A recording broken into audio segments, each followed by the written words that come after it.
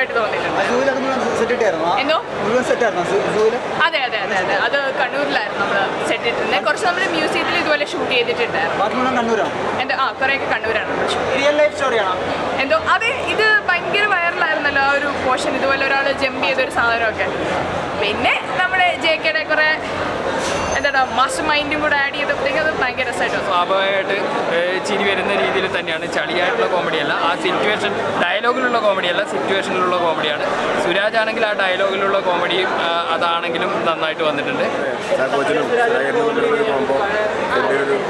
Humour പിന്നെ ഈ പറയുന്നത് നമ്മൾ അതിൻ്റെ ഭാഗമായി എന്ന് പറയുമ്പോൾ നമുക്ക് സന്തോഷമല്ലേ, വളരെ സന്തോഷം. നീയും അതിൻ്റെ ഭാഗമാണല്ലോ. നീ കുഴപ്പമില്ല.